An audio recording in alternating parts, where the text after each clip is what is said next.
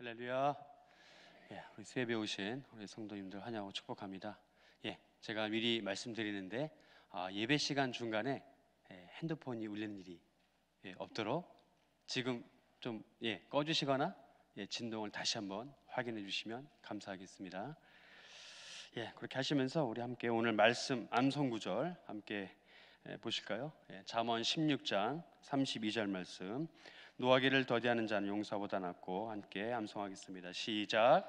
노하기를 더디하는 자는 용사보다 낫고, 자기의 마음을 다스리는 자는 성을 빼앗는 자보다 나으니라. 잠언 16장 32절 말씀. 아멘. 교회 소식입니다. 지금 우리 교육관 건축을 위해서 릴레이 한 끼 금식 기도가 진행되고 있고요. 스티커를 아직 못 붙이신 분들이 있다면 우리 교회 로비에 그 현황판에다가 꼭 색깔 구분 잘 해서 부착해 주시면 감사하겠습니다. 이특수 요한계시록 강해가 계속 진행이 되죠. 그래서 도론 금요일 담임선생님께서 1장을 가지고 진행하니까 많은 참여 또 은혜 넘치는 그 시간 같이 함께 하기를 간절히 소망합니다. 성경 일독하신 분들 또 선물이 지금 지급됩니다. 그래서 받아가시면 감사하겠고, 내일 모레 샬롬부 가을 소풍이 있습니다. 우리 안전을 위해서 성도님들 많이 기도해 주시면 감사하겠습니다. 반석 뮤직 아카데미 음악 동호회 모집하고요. 또 하늘나무 어울림동산 여름 캠프가 진행이 됩니다. 정보 참고해 주시고 또 많은 교회 기관에 봉사해 주시면 감사하겠고요. 또 K마켓 계속적으로 많은 후원해 주시면 감사하겠습니다. 오늘 함께 말씀 보시겠습니다. 함께 보실 말씀은 신약성경 야고보서 2장 1절에서 13절까지의 말씀입니다. 신약성경 야고보서 2장 1절에서 13절까지의 말씀, 제가 가지고 있는 성경으로 신약 372페이지입니다. 372페이지 야고보서 2장 1절에서 13절까지의 말씀을 저와 함께 차례대로 교독하시고 마지막 절을 합독하도록 하겠습니다. 제가 먼저 1절을 읽겠습니다. 내 형제들아, 영광의 주 곧 우리 주 예수 그리스도에 대한 믿음을 너희가 가졌으니 사람을 차별하여 대하지 말라.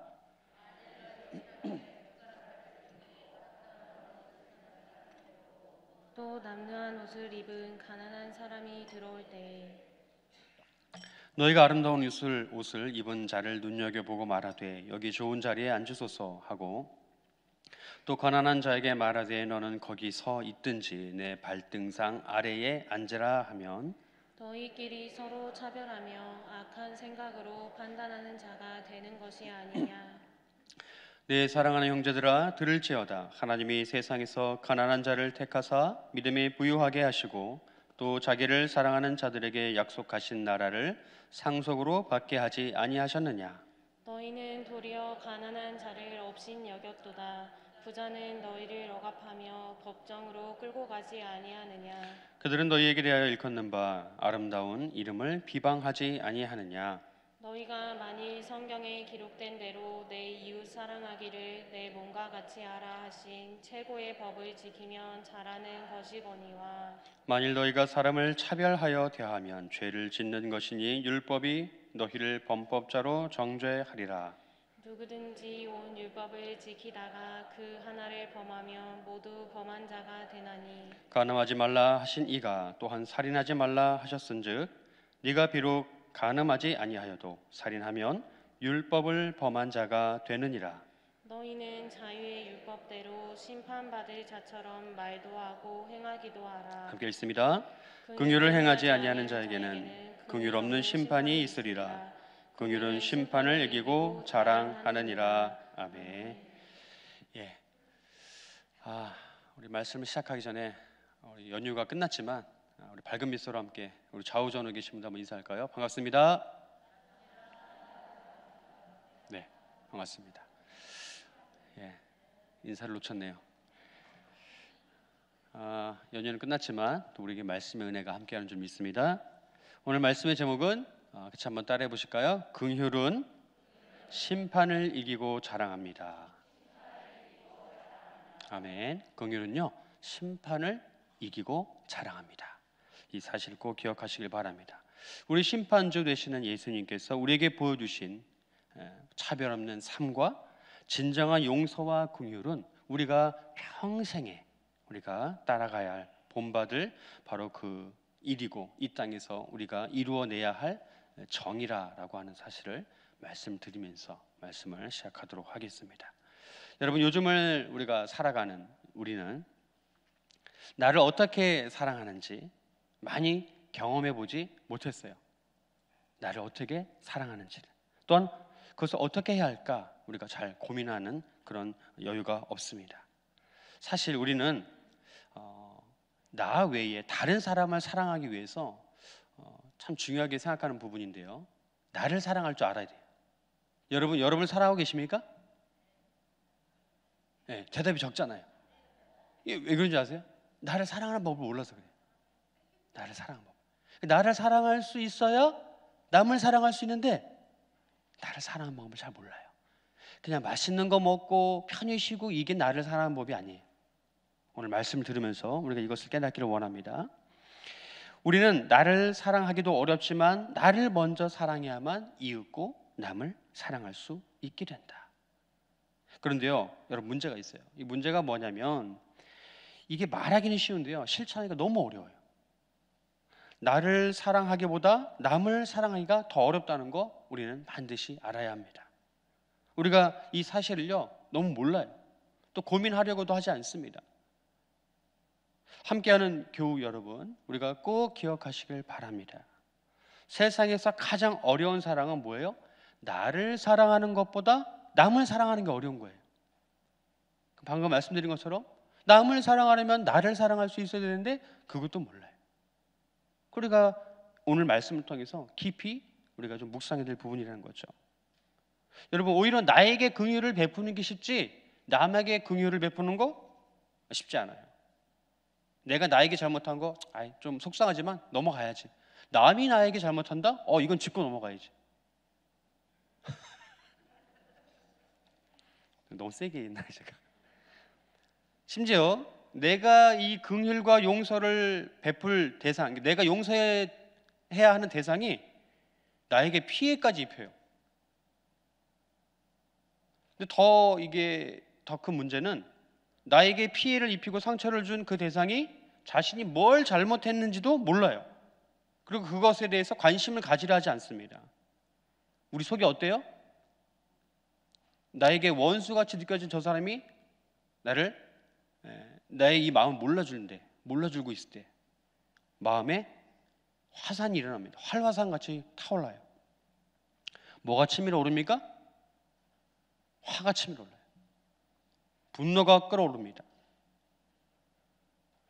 자, 여기서 우리 한 가지 더 말씀드리고 싶은 건 남에게 용서를 베푸는 것 못지않게 또 한 가지 뭐가 있냐, 이게 참 중요한 것인데, 나의 가족을 포함한 나와 가까이 있는 이들, 가까이 지내는 이들에게 인정받는 게 쉬울까요? 어려울까요?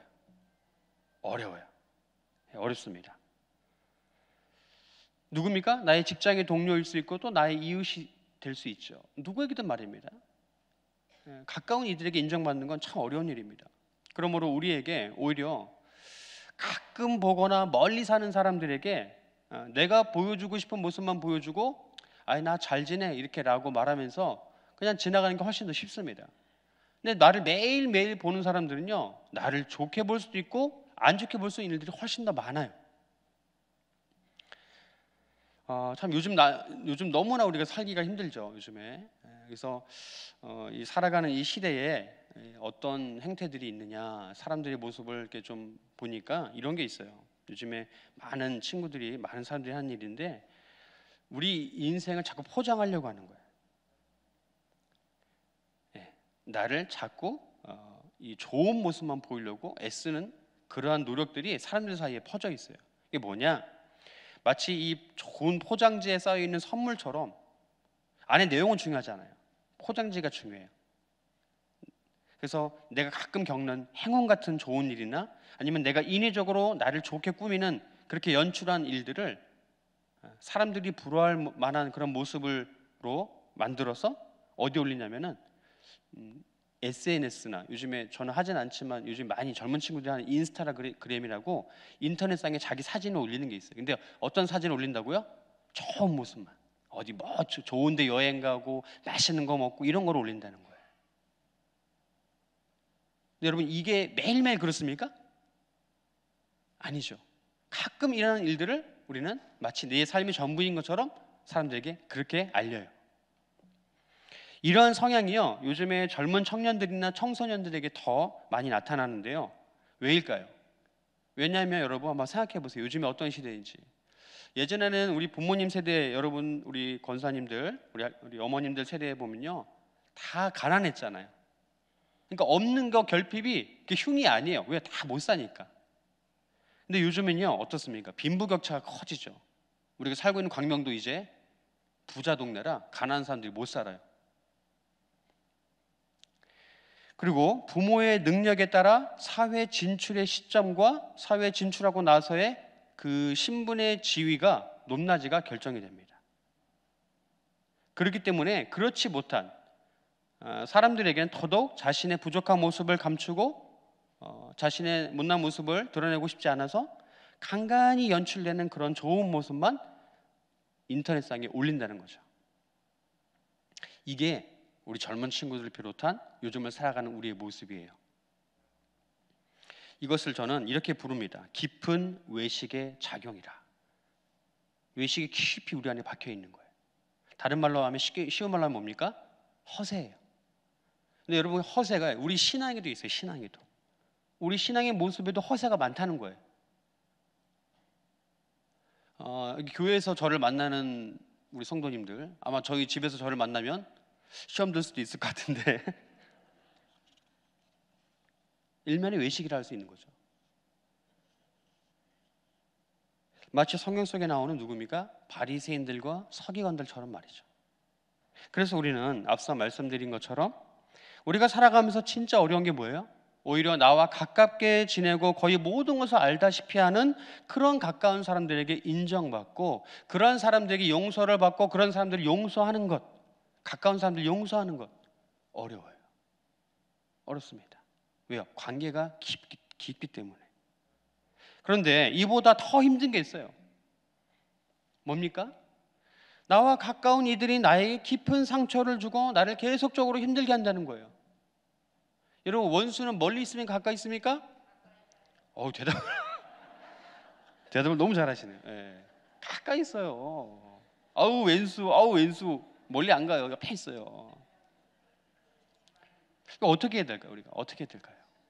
어떻게 해야 가까운 우리 이들에게 이 받는 상처를 내가 해결할 수 있을까? 이것을 해결하기 위해서 우리가 이 사실들을 좀 알 필요가 있어요. 말씀을 드립니다. 그것은요, 자, 뭐냐? 내가 이 겪는 분노, 화남, 성냄, 이것은요 무엇으로부터 오는가, 이것을 알아야 돼요. 이것만 알면 우리 행복해질 수 있어요. 복음 안에서, 주 안에서. 여러분, 무엇일까요? 뭘 알아야 될까요? 무엇을 인정해야 될까요? 여러분 다 아시는 거예요. 뭡니까? 나와 다른 사람의 사이에 있는 뭐예요? 차이예요. 차이를 자꾸 우리가 인정을 못하고 우리가 인식을 안 하니까 왜 저러지? 이게 좋은 건데, 이게 맞는 건데, 내 생각이 맞는 건데 왜 저렇게 안 하지? 아니, 내가 몇 번을 얘기했잖아. 머리가 부족한가? 이렇게 생각해요. 외국은 좀 이게 잘 돼요. 나는 나, 너는 너, 이게 잘 되는데 동양은 특히 우리나라도 마찬가지예요. 한국 사회도 나는 나, 너는 너가 겉으로는 뭐 잘 되는 것 같은데 이게 속으로 인정이 안 돼요. 그래서 자꾸 뒤로 이야기 돕니다. 뒤로 이야기가 돈 게 딱 들리면 이제 너하고 난 끝이야. 공감들을 많이 하시는 것 같은데요. 이 차이가 여러분 더 안 좋아져서 뭘로 되냐면 악화가 되면 차이가 생겨서 이게 더 나빠지게 되면 뭐가 되는 줄 아세요? 차별이 돼요. 차별. 차이가 차별이 되는 거예요. 내가 가지고 있는 돈이 차이가 나서요, 신분과 사회적 대우의 차별로 악화됩니다. 내 몸의 피부색이 이 차이가 인종의 차별로 나타나게 되는 거예요. 악화되는 거예요. 그래서 사람들은요, 자신이 태어날 때부터 자신에게 있는 그런 다른 사람들과의 차이로 인하여서 누구에게 화를 냅니까? 자신을 그렇게 태어나게 하고 만든 신에게 분노합니다. 왜 나를 이렇게 태어나게 했습니까? 분노하게 하죠. 분노를 내뿜죠. 근데 이 분노가 나의 가족과 또 나뿐만 아니라 나의 가족과 나의 가까운 사람들에게도 드러나게 되는 거예요. 근데 여러분, 이러한 분냄, 이러한 성냄은 결코 하나님의 의를 이루지 못한다라고 야고보서 1장 20절 말씀에 나타나 있어요. 그리고 이것으로 인해서 우리 안에 뭐가 드러나요? 욕심이 드러납니다. 욕심이 뭐를 낳게 돼요? 죄를 낳게 돼요. 죄가 무엇을 이르게 합니까? 무엇으로? 사망에 이르게 하는 거예요. 1장 15절 말씀이죠. 오늘 야고보서. 그러므로 우리는 여러분 오늘 이 시간을 통해서 꼭 알아야 될 필요가 있어요. 이 문제에 대한 근본적이고 최종적인 해답은요, 여러분 무엇이겠습니까? 한번 따라해 보겠습니다. 긍휼과 사랑과 용서. 남을 긍휼하게 여기는 게요, 진짜 정말 좋은 일이에요. 좋은 마음이에요. 저 사람 왜 저러지? 왜 나와 다르지? 인정 못해요. 말을 안 해버려요. 그냥 제낍니다. 세상 말로. 근데 교회에서만큼은 정말 그러면 안 되지 않을까요? 세상은 그럴 수 있다고 해요. 예. 근데 교회에서만큼 그러지 않아야 되는데, 그거 아세요, 여러분? 새 가족들이 교회 오면 그렇게 적응하기가 힘들대요.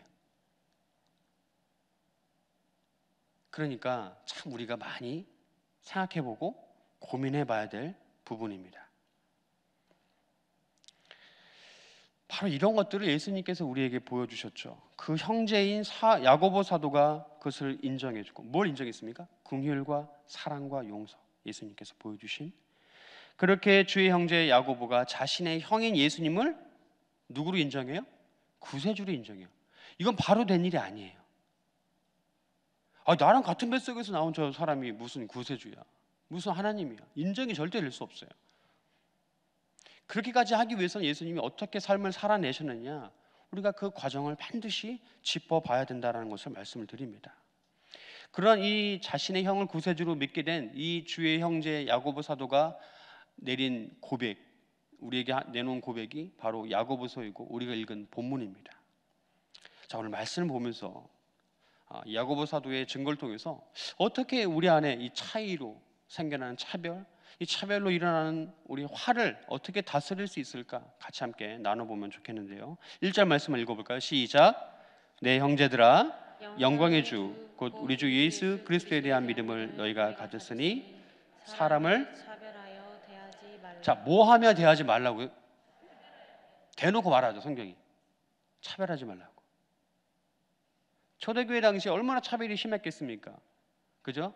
믿는 신의 차이, 신분의 차이, 입장의 차이, 전통의 차이 어마어마합니다. 차별하지 말라. 왜요? 이것은요, 하나님의 성품과 관련되어 있기 때문이에요. 하나님은 차별하지 않으시는 하나님이시다. 여러분 이것을 꼭 믿으시길 바라요. 본문의 증거하는 1절에 보면 영광의 주라는 말이 나오죠. 이 말은요, 구약에서 굉장히 많이 쓰이는 그런 표현인데, 이것이 신약으로 넘어오면서 누구에게를 향하는 거예요? 예수님께로 향하는 거예요. 그러니까 야고보 사도가, 이 야고보 사도는 제가 좀 말씀드리면 예수님이 12제자는 아니에요. 그죠?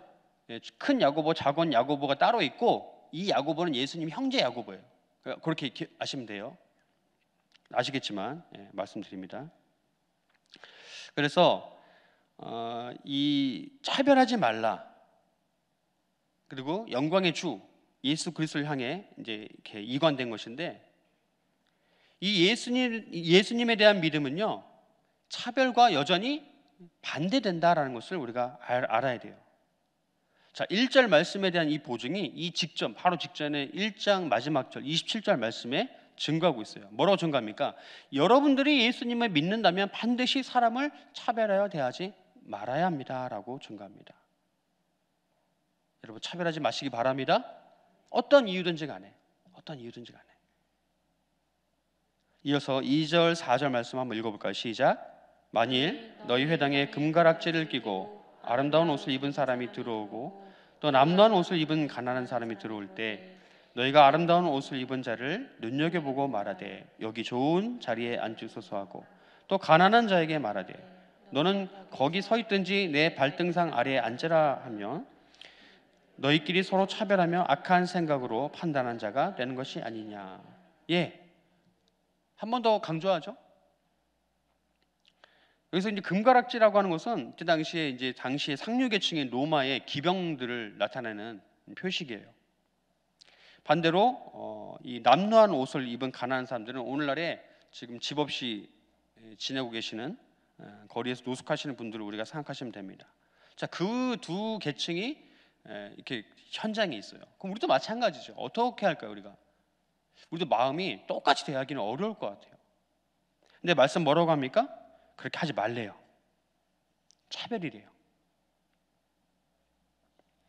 그래서 얼마 전에 우리 임직자분들이 주일날 숭례문과 서울역을 가서 노숙자분들을 섬기고 왔잖아요. 좋은 봉사라고 생각합니다. 좋은 훈련이라고 생각합니다. 가난한 사람이 부자가 들어와요. 선생님, 좋은 자리에 앉으세요. 한눈하고 냄새나고 더러운 옷을 입고 온 사람이 들어옵니다. 성경이 뭐라고 표현해요? 너 저기 구석에 처박혀 있어. 이 얘기 똑같은 거예요. 발등상 아래 앉으라는 것은 저 구석에 처박혀 있어라는 의미와 똑같은 겁니다. 우리 역시도 사람을 대할 때 옷차림이나 그 사람이 타고 내리는 차를 보면서 그렇게 눈으로 보이는 것들 통해서 그렇게 겉모습들만 가지고 우리가 사람을 대하지는 않는지 이 생각을 해봤어요. 예수님께서 서기관하고 바리새인들을 자주 만나셨잖아요. 근데 그때 예수님께서 왕족이나 이 귀족들이 입는 옷 색깔이 뭔지 아세요? 자주색입니다. 자주색 옷을 입고 딱 만약에 갔다면 저는 그렇게 생각이 듭니다. 서기관과 바리새인들이 처음부터 예수님한테 막 이렇게 공격적으로 막 달려들진 않았을 것 같아요. 근데 예수님이 그렇게 하셨습니까? 그렇게 하지 않으셨죠. 왜요? 옷차림이 중요하지 않기 때문에. 내가 그들과 어떤 이야기를 하고 나는 누구인가를 밝히는 게 중요한 예수님의 그 임무지, 사명이지. 나 옷 어때? 오늘 좀 잘 어울려? 오늘 날씨랑? 이거랑은 상관이 없는 삶을 사셨다는 거죠, 예수님께서. 성도 여러분, 사람을 외모로 취하지 말라. 사람을 외모로 취하지 말라라고 성경은 강하게 권면하고 있습니다. 근데 여러분, 우리한테 이게 쉬운 일이에요, 어려운 일이에요? 어렵죠. 왜요? 우리는 눈으로 보면서 판단할 수밖에 없는 존재들이기 때문에 쉽지가 않습니다. 그렇게 만들어졌어요. 그럼에도 불구하고 우리는 어떻게 해야 돼요? 그렇게 하지 않도록 연습하고 훈련해야 합니다. 교회에 들어오는 누구든 간에 우리는 똑같이 대해야 돼요. 환영으로 대해야 됩니다. 여러분, 나무를 보면 어떤 생각이 드십니까? 저 나무가 나중에 멋진 조각품이 되겠구나. 아름다운 상이 되겠구나. 여러분, 운동장에서 뛰어노는, 놀이터에서 뛰어노는 어린아이들 보면 어떤 생각이 드십니까? 쟤들 공부하라고 저렇게 뛰어놀고 있는, 이런 생각하시나요? 그 아이들이 내가 밟고 있는 이 땅의 미래의 일꾼들이라는 사실을 여러분 생각해 본 적 있지 않으십니까? 이러한 보이지 않는 약속들, 저는 이걸 보이지 않는 약속들이라고 말씀드리고 싶은데, 이런 보이지 않는 약속들을 보지 못하게 가리는 게 바로 차별이라는 눈꺼풀이에요. 우리 눈에는 차별이라는 꺼풀이 다 박혀 있어요. 덮여 있어요. 5절을 보시겠습니다. 시작. 내 사랑하는 형제들아, 들을지어다. 하나님이 세상에서 가난한 자를 택하사 믿음에 부유하게 하시고 또 자기를 사랑한 자들에게 약속하신 나라를 상속으로 받게 하지 아니하셨느냐. 여러분, 참 위로가 되는 말씀입니다. 이따가 또 말씀을 드리겠지만, 여러분, 믿음의 눈으로 보니까요, 하나님께서 주신 약속이 보이게 된다는 거죠. 그 증거가 5절 말씀이잖아요. 어떤 약속이에요? 첫 번째, 하나님께서 세상에 어떤 사람들 택하셨다고요? 가난한 자를 택하셨대요. 근데 그 사람들 어떻게 하실 거라고요? 믿음으로는 부유하게 하실 거예요. 비록 삶은 가난하지만 믿음은 풍성하게 해주실 거예요. 두 번째, 하나님께서 자기를 무엇하는 자들에게요? 사랑하는 자들에게 약속하신 나라를 상속으로 주신대요. 근데 여러분, 우리가 이렇게 약속을 붙잡음에도 불구하고 무엇이 우리를 낙심하게 합니까? 6절 말씀을 볼까요? 시작. 너희는 도리어 가난한 자를 업신여겼도다. 부자는 너희를 억압하며 법정으로 끌고 가지 아니하느냐. 아멘. 여러분, 이게 현실이에요. 현실이 우리를 낙심케 하는 거예요. 그러니까 우리가 믿음을, 하나님께서 우리 하나님 나라를 상속으로 주실 거고 우리에게 풍성한 믿음을 주신다 약속하셨는데 5절 말씀에 바로 이어서 6절에 우리가 낙담케 되는 요소가 등장하죠. 현실이 그렇지 않다는 거예요. 돈이 없다고, 정말 돈이 없어서 고리대금을 쓰고 사채를 쓰고 했는데 그 높은 이자를 못 갚으니까 어떻게 해요? 도리어 고발당해서 감옥으로, 법정으로 끌려가는 이 일이 오늘날뿐만 아니라 이때 당시에도 심하게 있었다는 거죠. 예수님 시대 당시에도. 그게 우리를 낙담케 한다는 것입니다. 여러분, 이어서 7절 말씀 보니까 세상은요 가난한 그리스도인들을 향해서 이렇게 비방한다고 해요. 7절 말씀 시작. 그들은 너희에게 대하여 일컫는 바 그 아름다운 이름을 비방하지 아니하느냐. 자, 이 7절 말씀을 좀 더 쉽게 말씀드리면 이런 이야기예요. 돈 많은 사람들이 가난한 사람들을 착취하면서 야, 너희가 믿는 하나님 그렇게 너희들에게 좀 돈을 줄 수 없고 복을 줄 수 없냐? 아, 그렇게 능력이 없는 하나님이야? 라고 그리스도의 이름을 욕되게 한다는 것이죠. 세상이, 만몬이. 여러분 잘 아는 말씀이잖아요. 가난한 것은 불편한 거지 부끄러운 게 아니잖아요. 그런데 세상은 그렇지 않다라고 이야기합니다. 이러한 세상에 대해 성경은 히브리서 6장 6절 말씀을 보시면 이렇게 증거합니다. 시작. 타락한 자들은 다시 새롭게 하여 회개하게 할 수 없나니 이는 그들이 하나님의 아들을 다시 십자가에 못 박아 드러내 놓고 욕되게 합니다. 아멘. 이 말씀 뭐예요? 다시 회개할 수 없는 그런 일. 어떤 일입니까? 그리스도를 향한 비방. 아까 말씀해 드렸던 거 6절 말씀. 너희가 믿는 하나님 그렇게 능력이 없어? 아, 그 돈 하나 마련 못해? 그 돈 없어서 그렇게 수술 못 받고 죽는 그렇게 놔두는 하나님이 진짜 능력의 하나님이야? 속상하죠.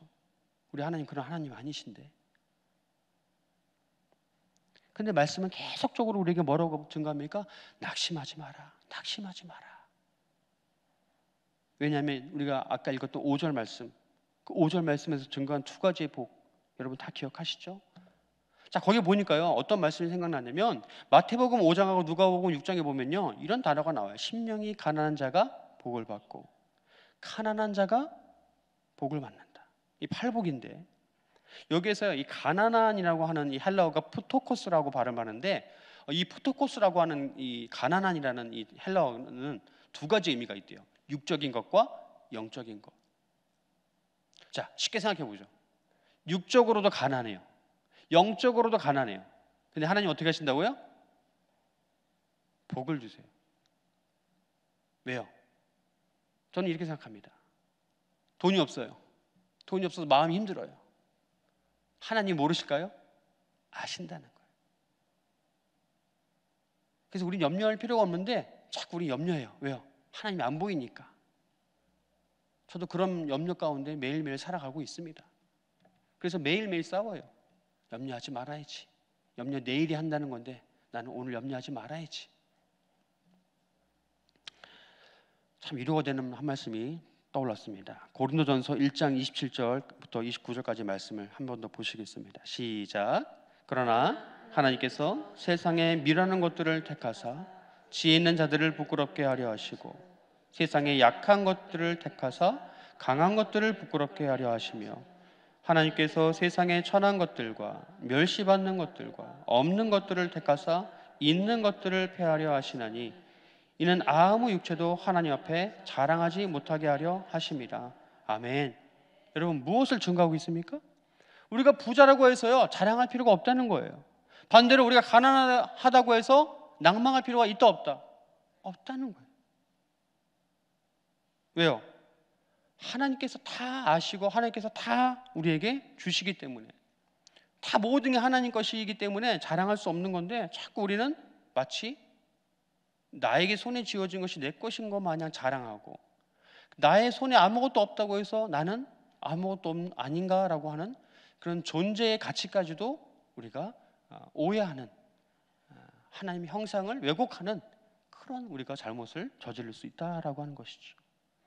8절 말씀을 보니까요, 하나님께서 이미 구약의 율법과 신약의 예수님을 통해 받은 명령을 또 주의 형제 야고보 사도를 통해서 우리가 실천해야 할, 살아가야 할 삶의 방향을 미리 확인해 주시고 제시해 주셨다는 것을 우리가 볼 수 있는데요. 8절 말씀 보겠습니다. 시작.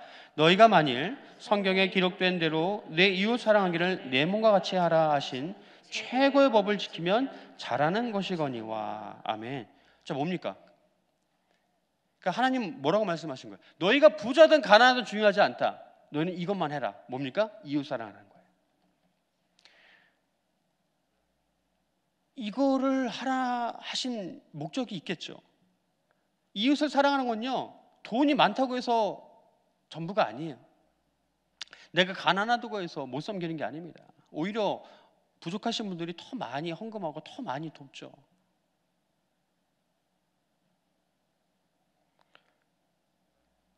레위기 19장 18절, 마태복음 22장 37절 말씀을 이어서 읽겠습니다. 시작. 원수를 갚지 말며 동포를 원망하지 말며 내 이웃 사랑하기를 내 자신과 같이 사랑하라. 나는 여호와니라. 예수께서 이르시되 내 마음을 다하고 목숨을 다하고 뜻을 다하여 주 너의 하나님을 사랑하라 하셨으니. 아멘. 이 두 구절의 말씀이 뭘 증거합니까? 이웃사랑, 하나님 사랑이에요. 이웃사랑, 하나님 사랑. 돈이 있어서 많이 잘할 수 있고 돈이 없어서 못할 수 있고 그런 게 아니에요. 있고 없고 문제가 아니라는 거죠. 하라는 거예요. 사랑하는 교우 여러분, 여러분께 진정으로 말씀드립니다. 여러분들이 정말 하나님을, 예수님을 사랑하신다면 이웃사랑이 여러분들 삶 가운데 온전히, 크고 작게는 상관없습니다. 온전히 꾸준히 실천되는 역사가 이루어지길 간절히 소망합니다. 오늘 본문을 보니까요, 이게 최고의 법이라고 나와 있어요. 근데 이게 원어적 의미로는요, 이런 뜻이 있어요. 왕의 법이래요. 왕의 명령인 거예요. 왕의 명령. 왕의 명령은 안 지키면 안 되죠. 근데 우리는 안 지키면서 못 지킨다고 이야기합니다. 저 돈이 없어서 못 지켜요. 아니, 하나님 보시기엔 뭐예요? 안 지키는 거예요. 핑계. 여러분, 세상뿐 아니라 교회 안에 있는 우리 속에서도 차별과 이 분냄이 여전히 사라지지 않고 있어요. 말씀이 증거합니다. 9절에서 11절 말씀 시작. 만일 너희가 사람을 차별하여 대하면 죄를 짓는 것이니 율법이 너희를 범법자로 정죄하리라. 누구든지 온 율법을 지키다가 그 하나를 범하면 모두 범한 자가 되나니 간음하지 말라 하시니가 또한 살인하지 말라 하셨은즉 네가 비록 간음하지 아니하여도 살인하면 율법을 범한 자가 되느니라. 아멘. 여러분, 설교 초반부에 말씀을 드렸죠. 뭐냐면요, 차이가 무엇을 낳는다고요? 차별을 낳는다는 거예요. 차별이 또 무엇을 낳는다고요? 분냄과 성냄, 욕심, 죄를 낳는다는 거예요. 여러분, 10가지 중에 9가지를 잘했는데 마지막에 한 가지 못해서 우리 어떻게 합니까? 욕하고 욕먹죠. 억울하죠. 화납니다. 근데 그게 우리의 잘못이라는 거예요. 아니, 10가지 중에 9가지 잘했는데 왜 한 가지 못했다고 욕을 합니까? 9가지 잘한 건 당연한 거예요? 세상에 당연한 사람은 아무도 없어요. 누구든 분량에 따라 노력하는 거지. 그런데 세상은 그렇지 않다는 거예요. 너 왜 100점 못 받았어? 우리가 많이 혼내잖아요. 애기들한테, 자녀들한테. 90점은 잘한 건데 100점 못 받았다고 혼냅니다. 우리 마음속에 깊이 뿌리가 박혀 있다는 거죠. 이런 이유 때문에 9절 말씀은 차별은 율법에서도 아니다라고 이야기한다라고 증거하고 있어요. 또 10절 말씀은 율법을 다 지켜도 한 가지를 어기면 다 어기게 되는 것이, 오히려 성경이 뭐라고 합니까? 도리어 이 논리를 우리에게 이야기하죠. 봐라, 마태복음 20장에 보니까 어떤 사람이고 표현된 사람, 재물이 많은 청년이 와서 저 율법 다 지켰습니다. 예수님, 어떻게 하면 구원받을 수 있을까요? 당당하게 이야기합니다. 저 어떻게 하면 구원받을 수 있을까요? 이미 구원받았어요. 이 사람 마음에, 생각에. 예수님 뭐라고 말씀하세요? 아니야, 아직 아니야. 또 가진 재물 다 나눠줘야 돼. 어떻게 합니까? 근심하고 돌아가죠. 어떻게 보면 맞는 법칙이에요. 그런데 이걸 우리가 이렇게 적용할 게 아니라 이건 구원에 관련된 거고, 이웃을 사랑하는데 9가지를 잘했는데 한 가지 못했다고 욕하는 그런 일들은 최소한 우리 안에는 없어야 되겠다. 여러분, 말씀을 정리할까 합니다. 우리는 이제 이어지는 12절, 13절 말씀을 가지고 우리가 결론을 맺기를 원하는데요. 자, 12절, 13절 말씀 보실까요? 시작. 너희는 자유의 율법대로 심판을 받을 자처럼 말도 하고 행하기도 하라. 긍휼을 행하지 아니하는 자에게는 긍휼 없는 심판이 있으리라. 긍휼은 심판을 이기고 자랑하느니라. 아멘. 자, 여기 자유의 율법이란 말이 좀 생소하죠. 율법에 자유가 있나요? 자유의 율법이 무슨 말일까? 쉬워요. 어렵지 않습니다. 너희가 행한 대로 받는다는 거예요. 율법은 너희가 행한 대로 갚아준다. 율법은 더도 덜도 아니에요. 행한 만큼, 착한 일 했으면 착한 일만큼 율법은 상을 줄 것이고, 잘못하면 잘못한 만큼 벌을 주는 게 율법이에요. 그런데 거기에 뭐가 들어갑니까? 긍휼이 들어가니까 어떻게 해요? 달라지는 거예요. 우리가 자랑할 건 무엇입니까? 오직 예수님께 받은 긍휼입니다. 우리가 자랑할 것은 무엇입니까? 내가 이웃에게 앞으로 베풀게 될 긍휼이에요. 그러므로 내가 베푼 것을 가지고 자랑 삼고 싶어하는 유혹이 내 마음속에 자리 잡고 있다면 얼른 끄집어내세요. 사랑하는 성도 여러분, 예수님께서 우리에게 내리실 심판은 긍휼의 심판입니다. 한번 따라해 보겠습니다. 긍휼의 심판. 예, 이걸 우리가 꼭 기억해야 돼요. 여러분, 심판에는요 긍휼이 밑바탕 되어 있어야 돼요. 세상 법정에서 심판은 긍휼이 있나요? 그렇지 않죠. 그 긍휼에는 또 뭐가 먼저 깔려 있어야 돼요? 자비와 용서가 깔려 있어야 돼요. 그게 진정한 예수님께서 우리에게 베풀실 심판이에요. 심판이라는 단어는 사실 굉장히 무섭죠. 차갑죠. 근데 예수님의 심판은 뭐가 붙어요? 긍휼의 심판이에요. 긍휼의 심판. 예, 우리 음악을 좀 연주해 주실까요? 제가 이야기를 하나, 영화를 소개해드리고 영상을 잠깐 볼까 하는데, 여러분들이 이미 잘 알고 계신 영화예요. 1986년도에 개봉했던 영화인데, 미션이라는 영화인데 아시죠? 롤랑 조페 감독이 감독을 하고, 우리 시네마 천국이라는 영화의 OST를 작곡한, 얼마 전에 별세한 엔리오 모리코네라는 감독이 음악을 맡았습니다. 우리가 잘 아는 이 연주되고 있는 가브리엘의 오보에 넬라, 여기 가사를 붙인 넬라 판타지아라고 하는 노래가 우리에게 굉장히 익숙한데요. 이 영화의 내용이 뭐냐면 18세기 유럽에 한 사람이 있었어요. 이 사람은 전직의 군인, 용병이었고 또 노예를 내다 파는 노예 상인이었습니다. 이름은 로드리고 멘도사라고 하는데, 이 사람이요 자신이 애인이 있었는데 이 애인이 자신의 이복 동생하고 사겨요. 발견됐어요. 그래서 칼싸움 끝에 죽게 합니다. 죽여버립니다. 이복 동생을. 근데 이 로드리고가 굉장히 죄책감이 시달려요. 그래서 1년 동안을 거의 정말 죽은 사람처럼 지냅니다. 근데 그러한 로드리고 앞에 이 가브리엘 신부라는 사람이 나타나요. 이 사람은 이제 남미 선교를 꿈꾸는 신부인데, 이 가브리엘 신부가 그렇게 어둠에 있지 말고 형제여, 나와 함께 빛의 사역을 합시다. 빛의 일들을 합시다라고 이야기해요. 그래서 그 가브리엘 신부의 손을 잡고 이 가마를 받아서 로드리고가 이 남미에 있는 과라니족의 선교를 같이 동참하게 되는 내용으로 이 영화가 시작이 됩니다. 그렇게 이 로드리고는요, 아까 뭐라고 그랬죠? 노예 상인이었죠. 근데 이 사람이 어느 족속을 팔아넘겼느냐? 바로 이 과라니족이었어요. 자신이 찾아간 과라니족.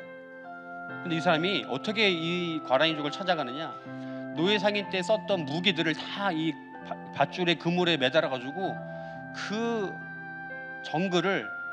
힘든 정글을, 평지도 힘들고 그냥 가기도 힘든데 그 무거운 무기들을 다 끌고 정글 속을 들어갑니다. 과라니족을 향해서.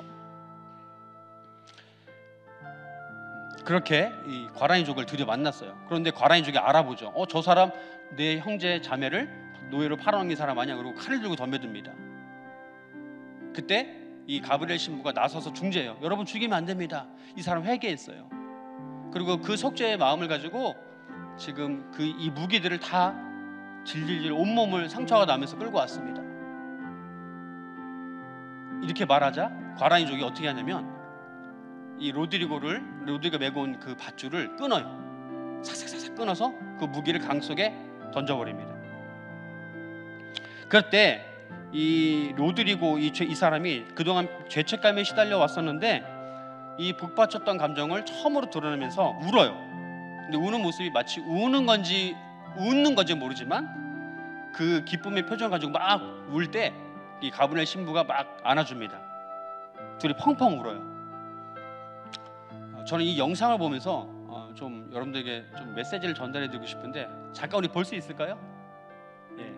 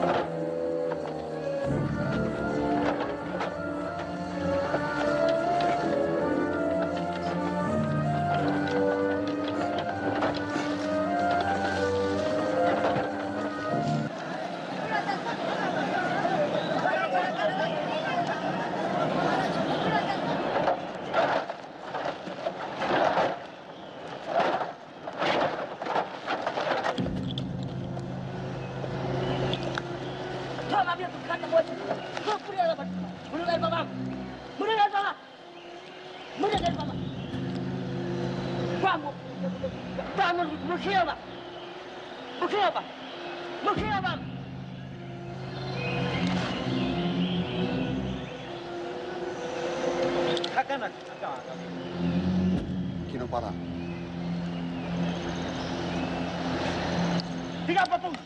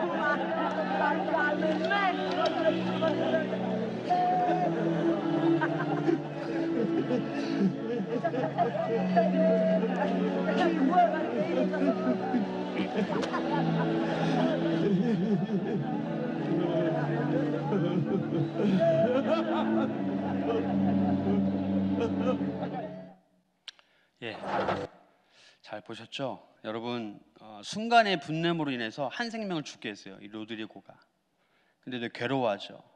그리고 여러 생명을 노예로 팔면서 사지로 몰았던 그가 그 사람의 그 죄가 용서받았던 진정한 순간은 단순히 자신의 죄책감과 감정의 괴로움으로 끝나는 것이 아니라 피해 대상자가 진정으로 그 회개를 받아주고 용서해 줄 때 이루어지는 것이라고 여러분 말씀드립니다.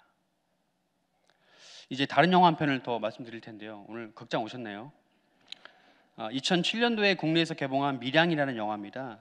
사진을 잠깐 보시면 이 죄수가 나와요. 이 사람이 누구냐면은 한 여인이 있는데 이 남편이 죽습니다. 어린 아들을 두고. 그래서 이 엄마가 어린 아들과 함께 남편의 고향인 밀양으로 내려가요. 근데 잘 살려고 피아노 학원도 이렇게 개업하고 하는데 저 죄인이 범인이 그 아들을 유괴해서 살해합니다. 그래서 이 여주인공이 말로 할 수 없는 그런 상심을 갖고 있다가 주변의 적극적인 권유로 인해서 교회를 나가게 돼요. 교회를 나가게 되는데 1년 동안 신앙을 이제 배우면서 신앙을 생활을 하면서 그래 내가 저 사람은 용서하자 하는 마음으로 찾아갑니다. 범인을. 그래서 그 사람의 말을 듣고 진정을 회개하면 용서하려고 마음먹고 갔는데 이 범인이 뭐라고 말을 하냐면은 여러분 참 기가 차요.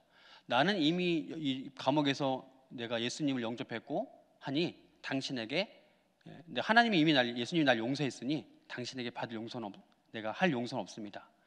받을 용서는 없습니다. 그렇더라고요. 그래서 이 영화에서 보면 이 여주인공이 완전히 그냥 하나님 앞에 그 신 앞에 그러니까 하나님 앞에 타락하는 모습을 막 보여요. 이게 벌레 이야기라고 하는 소설이 원래 원작인데 원작에서는 이 여인이 자살을 하게 됩니다. 그걸로 결말을 내게 돼요. 이 두 편의 영화를 제가 왜 말씀드렸냐면, 우리 누구나 다 화를 낼 수 있고 누구나 다 죄를 지을 수 있어요. 근데 진정한 용서를 우리가 어떻게 알고 있느냐의 차이가 정말 우리가 기쁨과 또 반대로 비극을 맞이하게 된다는 거죠. 여러분, 제가 말씀드렸다시피 진정한 용서는 그 당사자가 인정해 줄 때 진정한 용서가 이루어지는 거죠. 여러분, 우리의 현실이 너무나 참혹해요. 그래서 우리는 희망이 없어요. 근데 우리에게 한 줄기 희망이 찾아왔어요. 그분이 바로 예수님이십니다. 음악 계속 좀 해주세요. 좀 건조하네요. 공기가.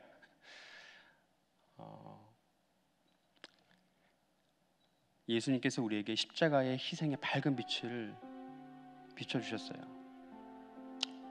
우리를 당장 죽게 하고 영원한 불못에 떨어뜨려도 우리 하나님은 마땅하신 하나님이에요. 우리를 당장 죽게 하고 영원히 지옥불에 우리를 던져도 하나님은 마땅하세요. 당연하죠. 우리 죄인이니까. 그런데 그런 우리를 죽지 않게 하시려고 자신의 독생자이신 예수님을 인간의 몸을 입게 하시고 이 땅에 오게 하시고 온갖 고초를 당하게 하시고 매를 맞게 하시고 굶기시고, 결국 그 예수님은 나를 위해, 내 죄를 사해 주시기 위해 십자가에 달려 돌아가셨습니다. 여러분, 아무 죽을 이유 없으신 예수님께서 나 대신 죽으셨다는 그 사실이, 그렇게 죽어가는 예수님을 향해서 저주를 퍼붓는 바리새인들을 향해 예수님 뭐라고 말씀하세요? 아버지, 숨쉬기조차 힘든 그 숨가쁘는 상황에서 계속 자신의 체중이, 그죠? 십자가에서 폐를 압박하니까 숨 못 쉬잖아요. 그러면서도 아버지, 저들을 용서해 주시옵소서. 저들이 지금 무슨 짓을 하는지 저들은 알지 못합니다. 그렇게 간구하셨어요.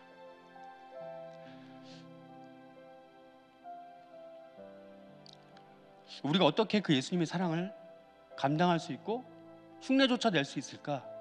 그런 생각이 들었습니다.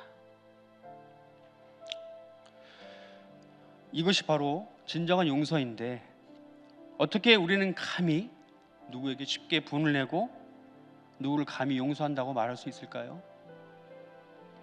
화를 내실 수 있는 분도 하나님이시고 우리를 용서하실 수 있는 분도 유일하게 하나님이신데, 우리는 그런 감정의 사치에 휘둘리진 않나 돌아보길 원합니다. 우리가 살아가면서 때때로 우리는, 여러분, 죽도록 억울할 때가 있어요. 그래서 화가 날 수 있습니다. 때로는 현실이 너무 어두워서 그 현실을 부정하고 싶고 피하고 싶을 때도 있습니다. 그리고 내 인생을 아예 송두리째 바꾸고 싶은 그런 욕심이 일어날 때도 있어요. 과거를 돌려놓고 싶을 때도 있습니다. 그때로 내가 돌아갔으면 지금 안 그럴 텐데. 여러분, 그런 생각이 들 때마다 여러분 간구하세요. 아버지, 나를 위해 십자가에 달려 죽으신 예수님을 내가 떠오르게 원합니다. 우리 예수님은 누구보다도 죽도록 억울하셨고 누구보다도 죽도록 화가 나셨을 텐데, 도저히 감당할 수 없는 그 십자가의 죽음이라는 현실을 누구보다도 벗어나고 싶으셨을 텐데, 모두가 알다시피 우리는 그런 예수님께서 단 한순간도 억울해하지 않으시고 화를 내지도 않으셨고 자신이 직면한 십자가의 죽음을 그 앞에서 도망가지도 않으셨어요. 이것이 바로 예수님께서 우리에게 내리신 긍휼의 심판입니다. 이것을 믿으시길 바랍니다. 우리는 무엇 해야 합니까? 이것을 영원토록 자랑해야 돼요. 그리고 우리가 해야 할 일은 그 예수님을 죽기 전까지 닮아가는 것이고, 로드리고처럼 결국엔 그 과란이족을 위해서 싸우다가 죽죠. 가브리엘 신부는 십자가를 들고 앞으로 전진하다가 죽고 총에 맞아서. 이게 바로 우리 예수님을 영원토록 자랑하는 일입니다. 성도 여러분, 지금 당장 내가 원수 갚을 사람이 떠오르신다면은 원수 갚는 것은 하나님께 맡기시기 바랍니다. 내가 할 수 있는 일이 아니에요. 하지만 그 전에 먼저 나 역시 다른 누군가에게 내가 그 사람에게 원수가 될 일을 내가 하진 않았는지 돌아보길 원합니다. 마지막으로 이 한 말씀 더 외치고 우리 말씀 마치겠습니다. 함께 따라하겠습니다. 긍휼은 심판을 이기고 자랑합니다.